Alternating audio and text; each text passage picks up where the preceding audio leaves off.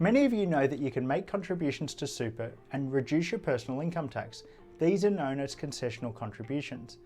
But did you know that you can also make non-concessional contributions to super? And that the contribution cap for these types of contributions is much higher. But are they worth it? Well, in this video you're about to find out. G'day, I'm Chris Strano, the founder of Super Guy, the place where Australians go to maximise their super and build their own retirement plan. If you're new here, make sure you click the subscribe button and the notification bell so that you get notified each time I release a new video. And if you get value from this video, make sure you give it a thumbs up. It takes 2 seconds and it lets me know that you like the videos and motivates me to make more. But for now, let's find out if non-concessional contributions are worth it. If you know the difference between a concessional and non-concessional contribution, you'll know that a tax deduction is received for making a concessional contribution. But what does a non-concessional contribution do? Let's take a look. So, making a concessional contribution can reduce your personal income tax because if you salary sacrifice into super, which is classified as a concessional contribution, less of your wage is taxed at your marginal tax rate. Or if you make a personal concessional contribution, you receive a personal tax deduction equal to the contribution amount. But what about non-concessional contributions? Non-concessional contributions are after-tax contributions that don't provide you with a tax deduction and don't reduce your personal income tax. So the question is, are they worth making? Well, by making a non-concessional contribution, you are transferring money from your personal bank account into your super account and locking these funds away until retirement. Now, some people might consider that an advantage because it's forced savings, but basically, locking up your funds, to me, is a negative. Don't get me wrong, you can't access concessional contributions once contributed either, but at least you get a tax deduction for concessional contributions. You don't get a tax deduction for non-concessional contributions. So now we're locking up our funds and we're not getting a tax benefit for the privilege. Non-concessional contributions aren't looking too crash hot right now, are they? But here's where they could be worth it. Making a non-concessional contribution into super allows this money, which presumably you don't need until retirement, to be invested in a tax-effective superannuation environment. So super is like Australia's little tax haven. Super caps the amount of tax that you pay on any investment earnings at a flat rate of 15%, and capital gains tax can be as low as 10%. Now this compares to personal tax of up to 45% if you invested in your individual name. Also, unlike concessional contributions, which incur contributions tax of 15% when the contributions are made, no contributions tax is paid on non-concessional contributions.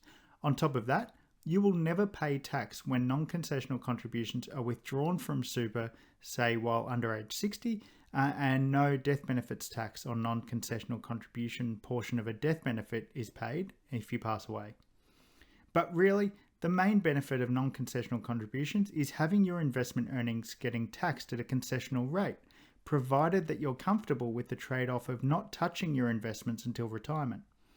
If you're comfortable with that trade-off, then non-concessional contributions might be worth it. Importantly, as you get closer to retirement, the trade-off becomes more and more favourable, because if you're only, say, a few years away from retirement, then you can invest in super knowing that you'll have access to that amount contributed within a few short years. But don't leave just yet, because there are some other benefits of non-concessional contributions.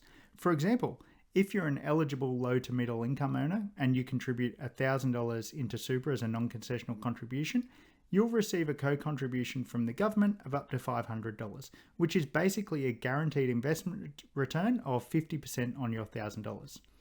And what about a spouse contribution tax offset? If you contribute $3,000 into your spouse's super and they earn less than $40,000, you can receive a personal tax offset of up to $540. And that's a tax offset, that's not a tax deduction, which means it's basically $540 back in your hand. That's a guaranteed investment return of 18% on your $3,000.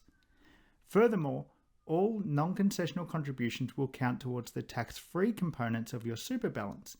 And the benefit of this, like I said before, is that it can reduce tax on withdrawals while under age 60. It can protect against potential changes to tax on withdrawals for people over age 60. And it can reduce potential death benefits tax. In fact, If you're eligible to access your super, a recontribution strategy, which is the process of converting taxable components into tax-free components, relies solely on the benefits of non-concessional contributions. So there's many reasons why these types of contributions might be worth it. And finally, the more you contribute into super, the more you're going to have to fund your retirement income needs. Once you are retired, you can convert your super into a pension income stream and receive tax-free income for the remainder of your life. Plus, all investment earnings within a pension account, including capital gains, are received completely tax-free. And because the annual non-concessional contribution cap is 4 times higher than the concessional contribution cap, you can get more non-concessional contributions into super each year, meaning that you will eventually have more tax-free income and tax-free investment earnings when you retire. You just need to be comfortable that you can't touch these funds until then.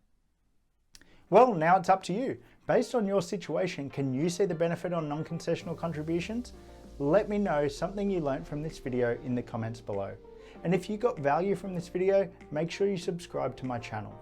If you want more exclusive superannuation tips, head over to superguide.com.au and sign up to my newsletter for free. That's where I share my best content. Thanks for watching, and I'll see you on the next one.